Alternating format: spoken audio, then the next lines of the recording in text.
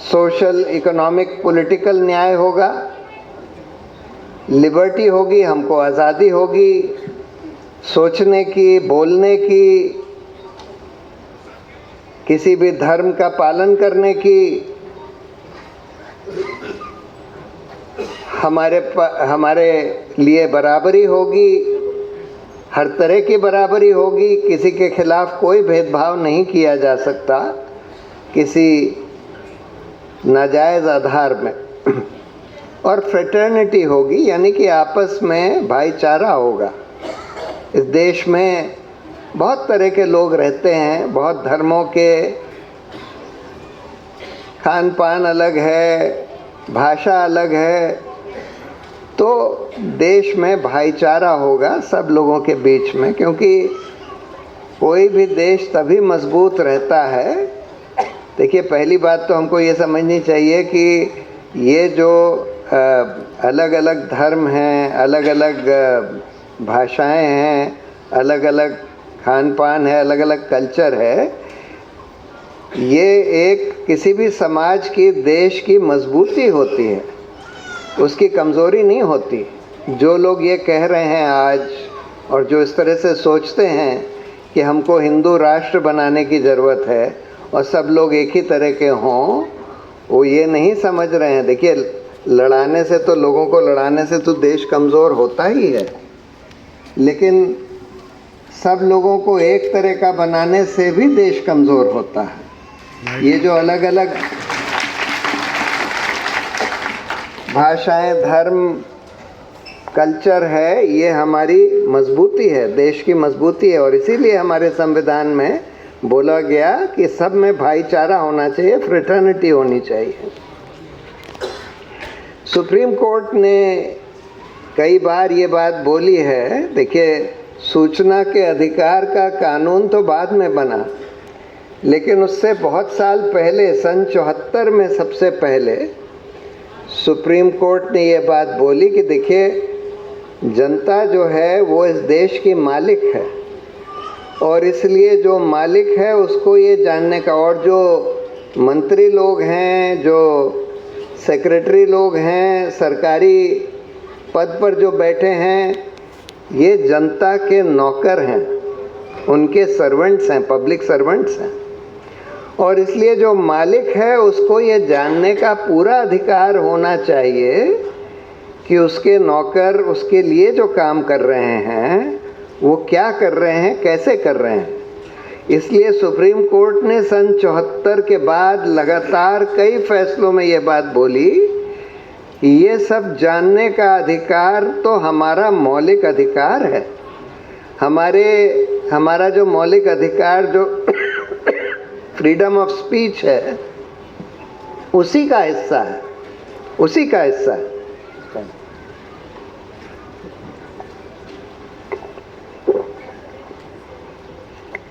तो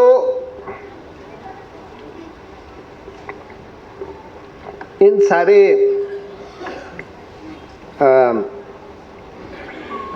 जो वैल्यूज़ हमारे संविधान में लिखी हैं, जो मौलिक अधिकार सबको दिए गए हैं, article 21 right to life, main मौलिक अधिकार हैं। आर्टिकल 14 इक्वालिटी, यानी कि बराबरी, सब नागरिक बराबर हैं, सबका बराबर अधिकार है।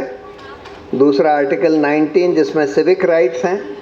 आर्टिकल 14 तो सबके लिए, आप नागरिक हों या रेफ्यूजी हों या नॉन नागरिक हों, सबके लिए लागू है। आर्टिकल 19 सिर्फ सिटीजन्स के लिए होते हैं, यानी freedom of speech, freedom of assembly, freedom of association, और जिसमें सुप्रीम कोर्ट ने बोल दिया right to information, right to privacy, ये सब आर्टिकल 19 का पार्ट बना दिया। उसके बाद article 21 right to life and liberty, और सुप्रीम कोर्ट ने ये बात बार बार बोली है कि आर्टिकल 21 का सिर्फ ये मतलब नहीं है कि आप जेल से छूटे हों, लिबर्टी का सिर्फ ये मतलब नहीं है। लिबर्टी का मतलब है राइट टू लाइफ का मतलब है right to live with dignity, जो यहाँ पर आपके इस सम्मेलन का थीम है, right to life, live with dignity का ये मतलब है कि सिर्फ सब वो न्यूनतम चीज़ें हमारे पास उपलब्ध होनी चाहिए हर नागरिक के पास। क्या हैं वो न्यूनतम चीज़ें? पहला तो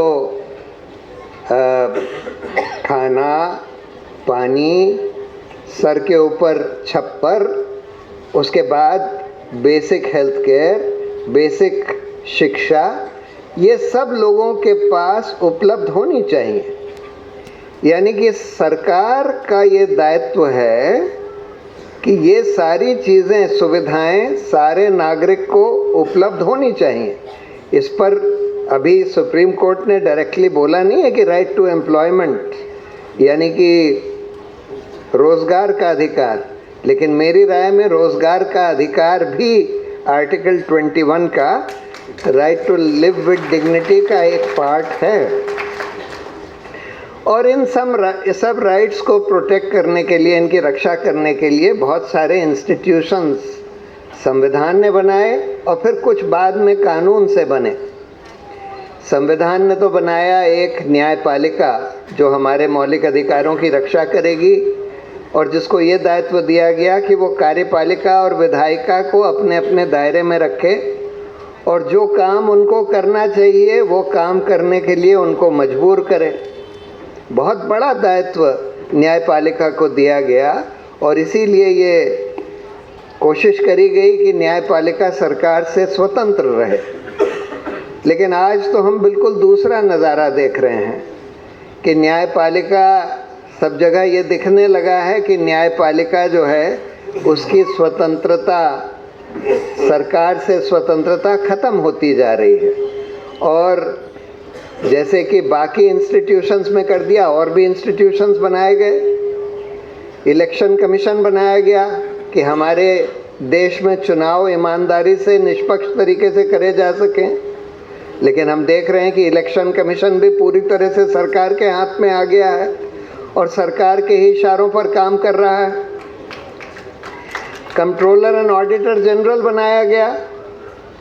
कंट्रोलर एंड ऑडिटर जनरल का काम था कि जो जनता का पैसा है, सरकारी पैसा है, उसका पूरा ऑडिट करे कि कैसे खर्च हुआ है, ठीक खर्च हुआ है, गलत खर्च हुआ है, बेईमानी हुई है, नहीं हुई है, उसका ऑडिट करे।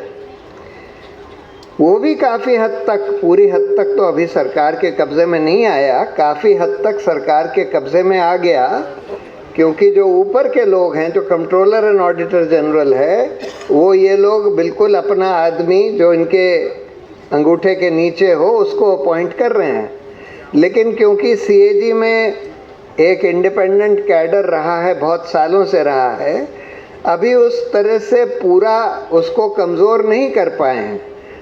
कुछ तो इन्होंने कर दिया कि जहां भाजपा की सरकारें थी उनके ऑडिट जो हैं पहले से आधे से भी कम हो गए। लेकिन फिर भी अभी भी कुछ कुछ ऑडिट ऐसे होते हैं जिसमें कि भाजपा की सरकारों का भी, अभी हाल में सीएजी ने कई रिपोर्ट्स दी हैं कि सरकार की बहुत सारी स्कीमें जिसमें दसियों हजार करोड़ का पैसा खर्च हुआ, उसमें बेइंतहा भ्रष्टाचार हुआ है, बेइंतहा भ्रष्टाचार हुआ है। लेकिन फिर भी सीएजी को भी पहले से काफ़ी कमज़ोर कर दिया गया। उसके अलावा और इंस्टीट्यूशंस बनाए गए जो कानून से बनाए गए। इन्वेस्टिगेटिव एजेंसी सीबीआई को बनाया गया, एनफोर्समेंट डायरेक्टरेट बनाई गई, इनकम टैक्स डिपार्टमेंट बनाया गया, पुलिस बनाई गई। मीडिया एक बहुत इम्पोर्टेंट इंस्टीट्यूशन है किसी भी देश के लिए, किसी भी समाज के लिए। उसके बाद सेंट्रल विजिलेंस कमीशन का गठन किया गया कि जो सीबीआई के ऊपर निगरानी रखे और जो सारे सरकारी अफसरों का विजिलेंस का काम करे।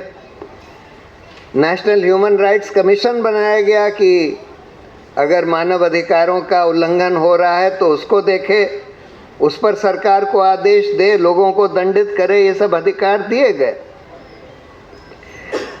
लेकिन आज हम देख रहे हैं कि देश में हमारे संविधान के हिसाब से तो काम नहीं हो रहा है। ये तो एक अलग बात है कि धीरे धीरे, जैसे अनुपम ने बताया, लोगों को अफीम पिलाई जा रही है, खासकर युवकों को एक दूसरी तरह की अफीम पिलाई जा रही है, नफरत की अफीम, नकारा होने की अफीम, जिससे कि वो असली मुद्दों से अपना ध्यान उनका उस पर ना रहे। लेकिन अगर हम देखें कि इस देश में,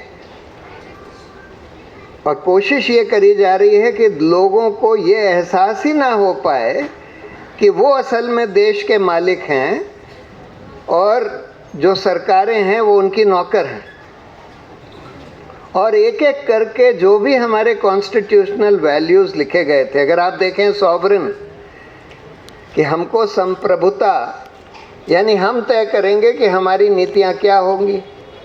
आज तो ये नज़ारा देखने में आ रहा है कि जो हमारे प्रधानमंत्री हैं उनकी कोई हिम्मत ही नहीं होती कि अमेरिकन सरकार या ट्रंप के खिलाफ कुछ कह पाएं।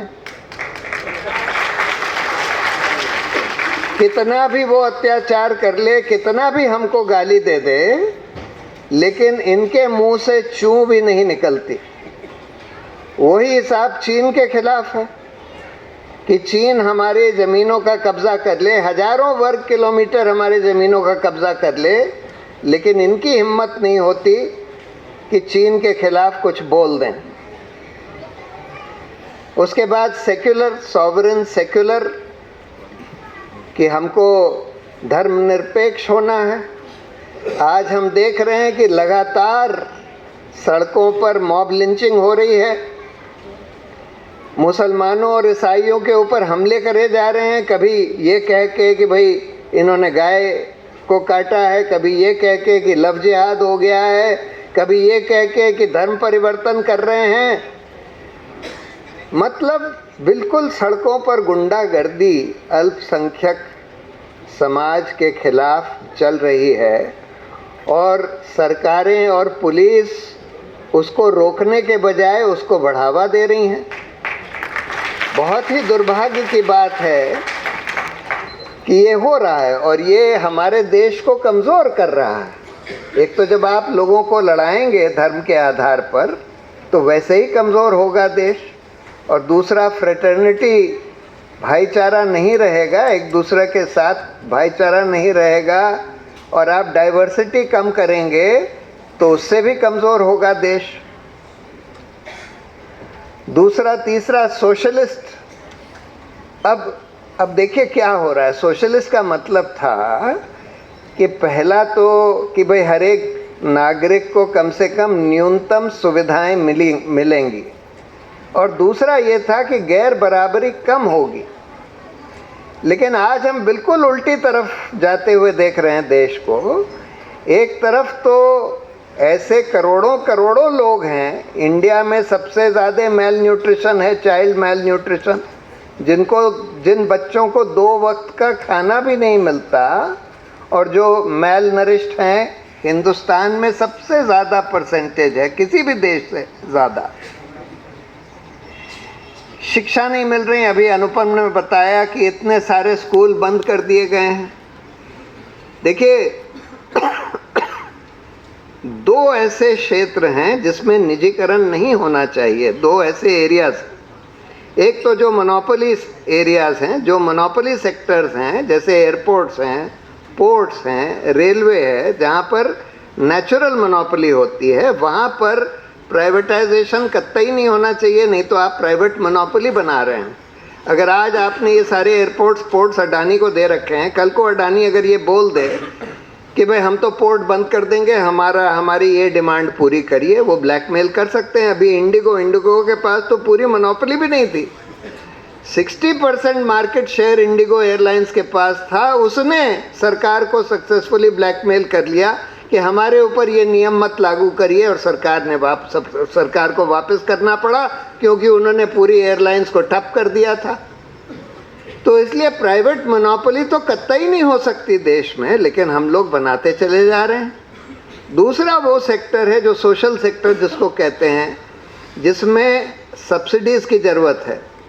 हेल्थ में बेसिक हेल्थ केयर प्रोवाइड करना सरकार का दायित्व है, बेसिक एजुकेशन प्रोवाइड करना सरकार का दायित्व है। बहुत सारे लोग हैं इस देश में जो उसका कॉस्ट नहीं झेल सकते। अगर आप प्राइवेटाइज कर देंगे तो उसका जो कॉस्ट होगा वो लोग नहीं दे पाएंगे। ये तो प्रोवाइड करना सरकार का दायित्व है। उसी तरह से बैंक्स को भी, मैं ये नहीं कह रहा कि हेल्थ, एजुकेशन और बैंक्स में प्राइवेट सेक्टर नहीं हो सकता, हो सकता है, लेकिन उसकी कमांडिंग हाइट्स, जो फ्रेज नेहरू जी ने बोला था, commanding heights of this sector have to be occupied by the public sector. यानी मेन काम, मेन दायित्व जो है सरकार का है। और इसलिए ये जो प्राइवेटाइजेशन आज किया जा रहा है मोनोपोली सेक्टर्स में और सोशल सेक्टर्स में, हेल्थ, एजुकेशन और बैंकिंग में, ये बिल्कुल गलत है, बिल्कुल नहीं होना चाहिए। तो और गैर बराबरी आप बढ़ाते चले जा रहे हैं। आप अडानी को सब कुछ देते चले जा रहे हैं। अडानी, अंबानी जो हैं, उनकी जो वेल्थ है 10-10, 20-20, 50-50 लाख करोड़, एक एक शादी में हजारों करोड़ रुपया खर्च हो रहा है उनका। मतलब ऐसी गैर बराबरी कोई एक समाजवादी देश में, सोशलिस्ट रिपब्लिक में नहीं हो सकती। और हमारे संविधान में लिखा है कि हमको डायरेक्टिव प्रिंसिपल्स में कि हमको इनइक्वालिटी कम करने की ज़रूरत है। उसका ये मतलब नहीं है कि हिंदुस्तान में आप प्राइवेट प्रॉपर्टी अबॉलिश कर दीजिए, प्राइवेट प्रॉपर्टी रखिए, लेकिन नीतियाँ ऐसी लागू करिए जिससे गैर बराबरी कम हो, बढ़ाने के बजाय। ये तो आज गैर बराबरी बढ़ाई जा रही। डेमोक्रेटिक, अब डेमोक्रेटिक लोकतंत्र हमने नाम के लिए तो बना दिया। देखिए क्या प्रॉब्लम क्या हुई कि हमने एक चुनावी लोकतंत्र बना दिया कि हम 5 साल में एक बार वोट देकर अपनी सरकार चुनेंगे और 5 साल तक वो सरकार सब तय करेगी, नीति तय करेगी, कानून तय करेगी। उसमें जनता का कोई रोल नहीं होता। हमको कायदे से एक पार्टिसिपेटरी लोकतंत्र बनाना चाहिए था जिसमें जनता की पूरी भागीदारी होती, नीतियां निर्धारण में भी, कानून बनाने में भी। लेकिन हमने सोचा कि वो हो ही नहीं सकता, तो हमने एक चुनावी लोकतंत्र बनाकर छोड़ दिया। अब चुनावी लोकतंत्र में ये हो गया कि धीरे धीरे करके पैसे का इतना ज़्यादा बोलबाला हो गया है कि आज तो पैसे के ही आधार पर चुनाव जीते जा रहे हैं। क्यों इतना ज़्यादा बोलबाला हुआ है? देखिए, हमने फर्स्ट पास द पोस्ट 2 स्तर पर ले लिया। जब हम अपने रिप्रेजेंटेटिव को इलेक्ट करते हैं तो जिसको सबसे ज़्यादा वोट मिलती हैं वही हमारा एकमात्र रिप्रेजेंटेटिव हो जाता है, चाहे उसको सिर्फ 30% वोट क्यों ना मिली हो। अगर बाकी लोगों को उससे ज़्यादा नहीं मिली हैं, 5 लोग और हैं, किसी को भी 30% से ज़्यादा नहीं मिली है, तो वो एकमात्र रिप्रेजेंटेटिव हो जाता है। यानी जो 70% लोगों ने दूसरों को वोट दिया, उनकी वोट बेकार हो जाती है। उसके बाद जब सरकार बनती है तो जिस पार्टी या कोalition के पास मेजॉरिटी होती है वही सरकार चलाती है। ऑपोजिशन के पास 49% भी सीट्स हों, उनका सरकार चलाने में कोई भागीदारी नहीं होती। उसका रिज़ल्ट ये होता है कि जब लोग वोट देने जाते हैं तो उनको पता होता है एक ही आदमी इलेक्ट होगा इस कंस्टिट्यूंसी से और एक ही पार्टी की सरकार बनेगी। तब उनको ये लगता है कि अगर हम ऐसे कैंडिडेट को या ऐसी पार्टी को वोट दे देंगे जो जीत नहीं सकता या जिसकी पार्टी सरकार बना नहीं सकती, तो हम अपना वोट वेस्ट कर रहे हैं। तब फिर वो ये देखता है कि कौन सा कैंडिडेट जीत सकता है या कौन सी पार्टी सरकार बना सकती है, और उनमें से जो कम खराब लगता है उसको वो वोट देता है। अब हम कैसे देखते हैं कि कौन पार्टी या कौन कैंडिडेट जीत सकता है?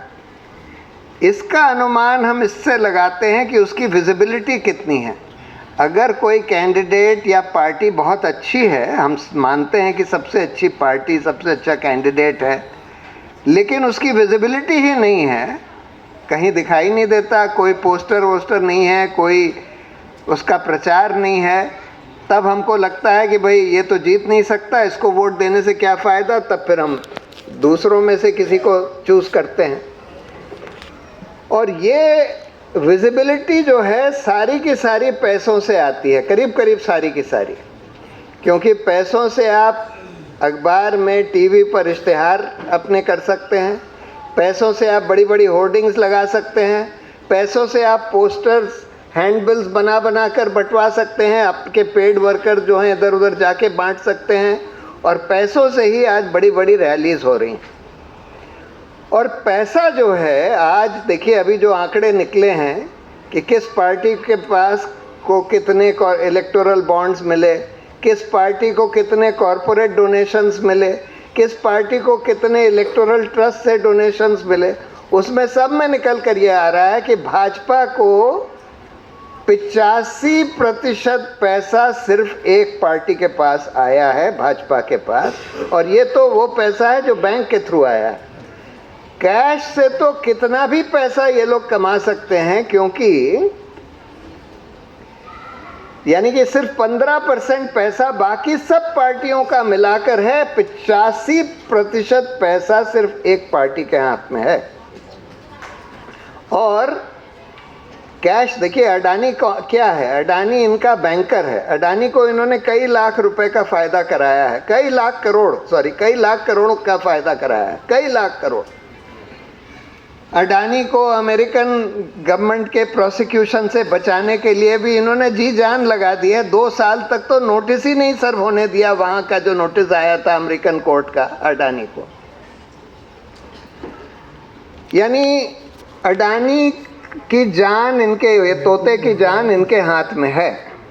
अब जब आप लाखों करोड़ का फ़ायदा कराएंगे तो अडानी को आप जब बोलेंगे कि भाई हमको चुनाव के लिए 10,000 करोड़ की ज़रूरत है, हमारे जो ये आईटी सेल के जो कुली हैं इनको हम 50-50 हज़ार रुपये की पगार देते हैं, 10,000 हमने कुली बैठा रखे हैं आईटी सेल का नफ़रत फैलाने के लिए और ये प्रोपेगेंडा करने, झूठ फैलाने के लिए, इनको हमको पगार देनी है तो हमको 10,000 करोड़ दे दो। जब चाहें ये अडानी से कह सकते हैं या अंबानी से कह सकते हैं हमको 5,000 करोड़ दे दो, 10,000 करोड़ दे दो, तुरंत वो कैश में दे देंगे।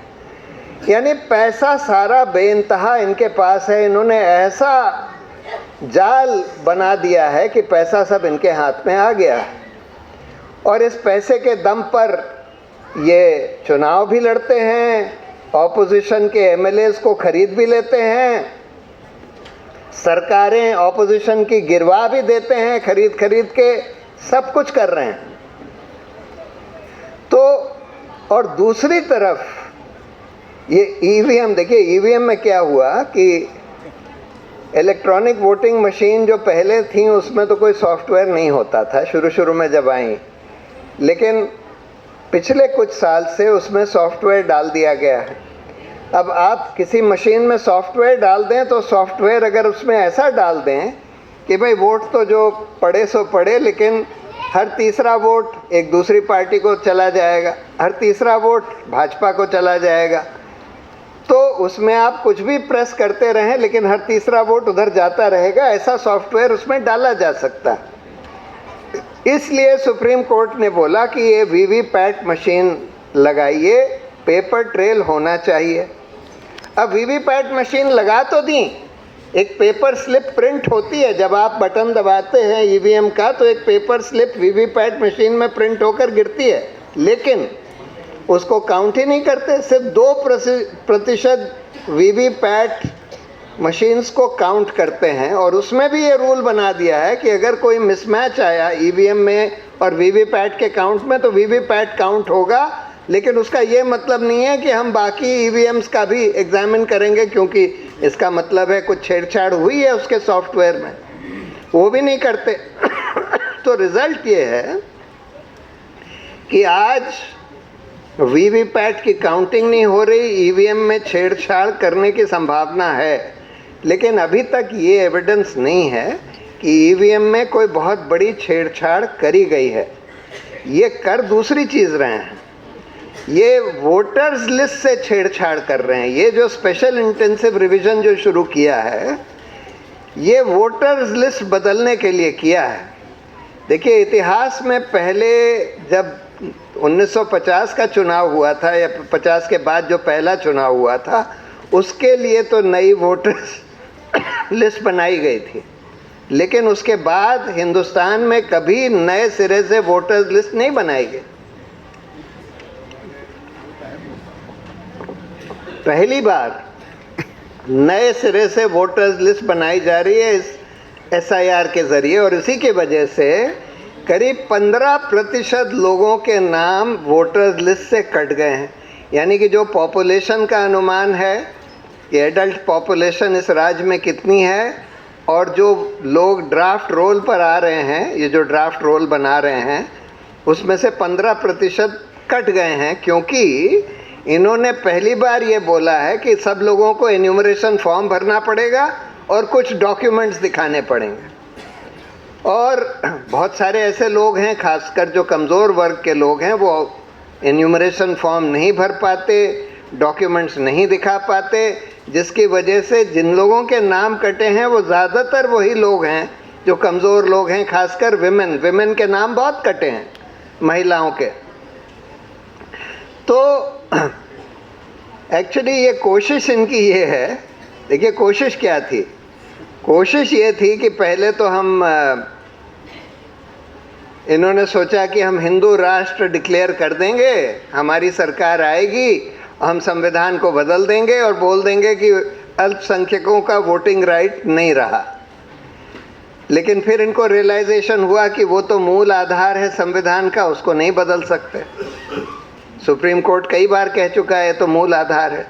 तब इन्होंने सोचा कि हम NRC के ज़रिए नेशनल रजिस्टर ऑफ सिटीजन्स बनाएंगे, उसमें अल्पसंख्यकों के नाम काट देंगे। आसाम में कोशिश करी इन्होंने, लेकिन हुआ ये, वही कहने लगे कि सब लोग ये डॉक्यूमेंट्स दिखाएं तब हम उनको मानेंगे कि सिटीज़न है। तो फॉर्चुनेटली अनफॉर्चुनेटली इनके लिए सुप्रीम कोर्ट ने वो एक्सरसाइज को मॉनिटर किया, तो उसका रिज़ल्ट ये हुआ कि जैसे 16.5 लाख लोगों के नाम तो कट गए NRC से, खासकर जो वो डॉक्यूमेंट्स नहीं दिखा पाए, लेकिन उसमें 70% हिंदू थे, 30% अल्पसंख्यक थे। तो वही पॉपुलेशन रेशियो वहाँ का है असम का, तो गरीब लोगों के नाम कट गए। फिर इन्होंने ये सोचा कि अच्छा, हम हिंदुओं को वापस वोट सिटीजनशिप रजिस्टर में लाने के लिए हम CAA का कानून ले आते हैं। CAA के कानून में लिख दिया कि जो बांग्लादेश, पाकिस्तान या अफ़गानिस्तान से लोग धार्मिक प्रताड़ना के कारण हिंदुस्तान आए हैं, उनको हम सिटीजनशिप दे सकते हैं। लेकिन जिन लोगों के नाम कटे थे वो तो हिंदुस्तानी सिटीजन्स थे, गरीब लोग थे, बेचारे डॉक्यूमेंट्स नहीं थे, लेकिन हिंदुस्तानी सिटीजन थे। वो तो नहीं लिखने के लिए तैयार थे कि भाई हम बांग्लादेश से या पाकिस्तान से भाग कर आए हैं धार्मिक प्रताड़ना की वजह से, तो वो भी इनका फेल हो गया। अब इन्होंने सोचा कि नया तरकीब ये है कि SIR करा दो, और SIR में बोलो इलेक्शन कमीशन तय करेगा कि तुम सिटीज़न हो कि नहीं हो। और इलेक्शन कमीशन से बोल दिया कि भाई हम जो बोलते हैं, जिसको सिटीज़न बोलते हैं उसको तो मान लो, जिसको नहीं बोलते हैं उसको मत मानो। और यही करने की कोशिश कर रहे हैं। डायरेक्शंस ऊपर से आते हैं, भाजपा जो है इलेक्शन कमीशन ऑफ इंडिया को डायरेक्शन देता है, वहाँ से नीचे जाते हैं। लेकिन जहाँ जहाँ भाजपा की सरकारें नहीं हैं, वहाँ वहाँ ये लोग नहीं कर पा रहे हैं, क्योंकि लोकल मशीनरी तो वहीं की है, राज्य सरकार की। जहाँ जहाँ इनकी सरकारें हैं वहाँ वहाँ अब देखना है कि क्या होगा, क्योंकि बिहार में भी उतना ज़्यादा धर्म के आधार पर नहीं कर पाए। कोशिश ज़रूर करी थी, थोड़ा बहुत कर भी पाए, थोड़ा बहुत किया, थोड़ा बहुत। अगर आप देखेंगे कि कितने लोगों का नाम वोटर लिस्ट से काटा गया, उसमें से कितने मुस्लिम्स हैं, तो 20% से ज़्यादा मुस्लिम्स हैं, जबकि बिहार में मुस्लिम पॉपुलेशन 17% है, 16-17% है जो भी। उससे ज़्यादा लोगों का नाम काटा गया है, लेकिन पूरा नहीं कर पाया, क्योंकि वहाँ पर भी नीतीश कुमार की सरकार थी, भाजपा की नहीं थी। लेकिन अब दूसरे राज्यों में देखना है कि ये क्या करने वाले हैं। लेकिन ये एक बहुत गंभीर मुद्दा है, जो मुद्दा सुप्रीम कोर्ट में चल रहा है। अभी पता नहीं सुप्रीम कोर्ट क्या करेगा। मुझे नहीं लगता कि इसको अवैध डिक्लेयर करेगा इस पूरे प्रोसेस को, जबकि ये बिल्कुल अवैध है, मेरी राय में बिल्कुल अवैध है। लेकिन फिर भी लेकिन हो सकता है कुछ इसमें ब्रेक ज़रूर लगाए सुप्रीम कोर्ट कि भाई आपको इस तरह से करना चाहिए, इस तरह से नहीं कर सकते, सिटीजनशिप वेरिफिकेशन इस तरह से नहीं कर सकते, वगैरह वगैरह। तो ये तो हुआ हमारे लोकतंत्र का। और जो रिपब्लिक हमने बनाया, फंडामेंटल राइट्स बनाए, उनकी भी धज्जियाँ उड़ाई जा रही हैं। आज तो हम देख रहे हैं कि डिस्क्रिमिनेशन तो सड़कों पर भी हो रहा है, कानून से भी हो रहा है। सिटीजनशिप अमेंडमेंट एक्ट उसका उदाहरण है कि आपने मुसलमानों के खिलाफ डिस्क्रिमिनेट कर दिया, उसमें सिर्फ नॉन मुस्लिम्स को ही सिटीजनशिप एक्वायर करने का राइट दिया है। Article 19 freedom of speech, freedom of assembly का रोज सप्रेशन हो रहा है। आप जो सरकार के खिलाफ डेमोन्स्ट्रेशन, जैसे अनुपम ने बताया, सरकार के खिलाफ अगर लोग डेमोन्स्ट्रेट करने के लिए निकलते हैं, प्रोटेस्ट के लिए निकलते हैं, तो उनको जेल में डाल दिया जाता है, 144 लगा दिया जाता है, लाठी चलाई जाती है, सब कुछ किया जा रहा है। और जहाँ जैसे यूजीसी का रेगुलेशन बनाया गया कि SC ST और OBC के फेवर में, और वहाँ पर स्वर्ण जो संस्थाएं हैं, स्वर्ण जातियों की संस्थाएं हैं, उन्होंने प्रोटेस्ट किया क्योंकि सरकार चाहती थी कि वो प्रोटेस्ट करें और उस पर रोक लग जाए। वो प्रोटेस्ट होने दिए गए और सुप्रीम कोर्ट में भी अपोज नहीं किया गया कि इस पर रोक लग जाए। सुप्रीम कोर्ट ने, अनफॉर्चुनेटली सुप्रीम कोर्ट ने कई सारे गलत कमेंट्स पास करे हैं इस केस में भी। और एक और केस उसी दिन हुआ जिसमें एक पिटीशन फाइल करी गई कि जो डोमेस्टिक, जो घर पर काम करते हैं लोग, उनके लिए भी मिनिमम वेजेस होने चाहिए, न्यूनतम वेतन होना चाहिए। लेकिन उसको डिसमिस करते हुए सुप्रीम कोर्ट ने कई बहुत, चीफ जस्टिस ऑफ इंडिया ने कई बहुत गलत कमेंट्स पास करे। उन्होंने बोल दिया कि अगर हम मिनिमम वेज बना देंगे तो ये डोमेस्टिक सर्वेंट्स की ट्रेड यूनियन बन जाएंगी और वो जो लोग सर्वेंट्स को एम्प्लॉय करते हैं, नौकरों को एम्प्लॉय करते हैं, उनको हैरेस करेंगे। ये कोई आर्ग्यूमेंट हुआ आप? और ये भी बोल दिया कि भाई ट्रेड यूनियंस की वजह से ही इंडस्ट्रियल प्रोग्रेस रुकी हुई है देश में। यानी कि आप पूरी हिस्ट्री जो है, जो स्ट्रगल हुआ कि भाई जो वर्कर्स हैं उनकी बार्गेनिंग पोजीशन बहुत कमज़ोर होती है, उसके लिए ट्रेड यूनियंस बन जाएं, मिनिमम वेजेस आ जाएं, आप उसको नकार रहे हैं। सुप्रीम कोर्ट के इतने सारे फैसले हैं, उसको नकार रहे हैं और कुछ भी कमेंट पास कर देते हैं।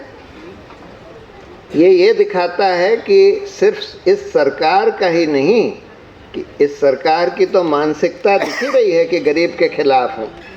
लेकिन आज न्यायपालिका में भी बहुत सारे ऐसे जज हो गए हैं जिनकी मानसिकता गरीबों के खिलाफ है। बहुत सारे ऐसे भी जज हो गए हैं जिनकी मानसिकता सांप्रदायिक है। बहुत सारे सांप्रदायिक फैसले आज हाई कोर्ट और सुप्रीम कोर्ट से भी आ रहे हैं। बहुत दुर्भाग्यपूर्ण बात है। आर्टिकल 21 का तो देखिए, right to life, live with dignity.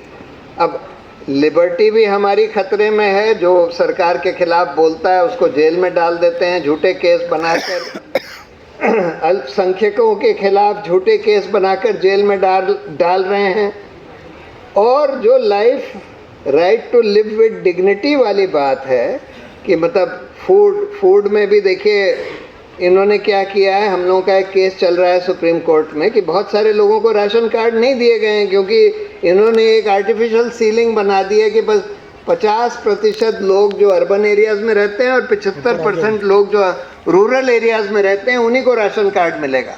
और 2011 से इन्होंने सेंसस नहीं किया, तो 2011 से अब तक पॉपुलेशन जो है कम से कम 20% बढ़ चुकी है। तो अगर आप 20% उसका बढ़ाते कोटा, तब भी कम से कम 20 करोड़ लोगों को, या 20 करोड़, हाँ करीब 15 करोड़ लोगों को और राशन कार्ड मिल जाता जो गरीब हैं, जिनको ज़रूरत है। राशन की, लेकिन उसको अपोज कर रही है ये सरकार। यानी कि राशन भी उन लोगों को नहीं दे रहे जो बहुत गरीब हैं, अति गरीब, अति पिछड़े लोग हैं, उनको राशन भी नहीं मिल रहा है। एजुकेशन का तो आप देख ही रहे हैं क्या किया, अनुपम ने बताया, कितने सारे स्कूल्स बंद करते चले जा रहे हैं। हॉस्पिटल्स, गवर्नमेंट के हॉस्पिटल्स बंद करते चले जा रहे हैं, उनको भी प्राइवेटाइज करते चले जा रहे हैं। और साथ में हम देख रहे हैं कि और जो मोनोपोली सेक्टर्स हैं उनका भी प्राइवेटाइजेशन हो रहा है, जिसकी वजह से गरीबों का भी नुकसान हो रहा है, बेरोजगारी भी बढ़ रही है और गैर बराबरी भी बढ़ रही है सोसाइटी में। तो सारे जितने हमारे कॉन्स्टिट्यूशनल वैल्यूज़ जो हमारे संविधान ने बनाए, सबके ऊपर आज हमला किया जा रहा है और इंस्टीट्यूशंस को तो बिल्कुल धाराशाही कर ही दिया गया है। न्यायपालिका जिसको स्वतंत्र बनाया गया था, उसकी स्वतंत्रता काफ़ी हद तक ख़त्म हो गई है, उसमें कम्युनलिज्म आ गया है। क्योंकि जबकि सुप्रीम कोर्ट ने बोला था कि न्यायपालिका में नियुक्ति हम ही लोग करेंगे, सुप्रीम कोर्ट के 5 सीनियर जजेस का कोलिजियम, लेकिन इन्होंने इस तरह से कर दिया है कि जब भी इनको लगता है कि कोई ऐसे जज का रिकमेंडेशन किया गया है जो स्वतंत्र तरीके से सरकार के सामने खड़ा हो जाएगा, उसका ये अपॉइंटमेंट होने ही नहीं देते। उसमें या तो हाँ भी नहीं बोलते, ना भी नहीं बोलते, और जब ना बोलते हैं और कोलिजियम यूनानिमसली रिटरेट करता है तब भी नोटिफिकेशन नहीं इशू करते, विद द रिजल्ट कि इस तरह के रीढ़ की हड्डी वाले जजों की संख्या बहुत कम हो गई है जो सरकार के खिलाफ खड़े हो सकते हैं। और दूसरा, ये लोग फेडरलिज्म को भी कुचल रहे हैं। जैसे मनरेगा का जो नया कानून लाए हैं उसमें ये बोल दिया है, 2 चीज़ें बोल दी हैं। ये तो लीगल राइट था लोगों का कि कम से कम 100 दिन न्यूनतम वेजेस पर आपको रोज़गार दिया जाएगा, एक जने को एक फैमिली में, रूरल फैमिलीज़ में। वो अधिकार ख़त्म कर दिया। आप बोलते हैं कि जितना हम बजट देंगे उतना जितना हो पाएगा वो होगा, और हर राज्य का बजट हम तय करेंगे। अगर डबल इंजन सरकार है तो उसको हम ज़्यादा पैसे देंगे, अगर ऑपोजिशन की सरकार है स्टेट में तो उसको हम कम पैसे देंगे। ये छाती ठोक कर कह रहे हैं। तो जहां उसको एक्सपैंड करने की ज़रूरत थी, आज तो बेरोज़गारी चरम सीमा पर है और बढ़ने वाली है। आर्टिफिशियल इंटेलिजेंस के वजह से और बढ़ेगी। अभी तो सरकार की मिसमैनेज्ड इकोनॉमिक पॉलिसीज़ की वजह से इतनी बेरोज़गारी बढ़ी है, लेकिन अब आर्टिफिशियल इंटेलिजेंस की वजह से बढ़ेगी। तो इसलिए ज़रूरत तो ये थी कि एक रोज़गार के अधिकार का कानून लाते, यानी कि नरेगा को एक्सपैंड करके ये कहते कि बस फिनिश कर रहा हूँ, हर नागरिक को ये अधिकार मिलेगा, लेकिन वो करने के बजाय इन्होंने उसको ख़त्म ही कर दिया है। तो अब सवाल ये है कि हम लोग क्या कर सकते हैं। देखिए, हम लोग 2-3 चीज़ें कर सकते हैं।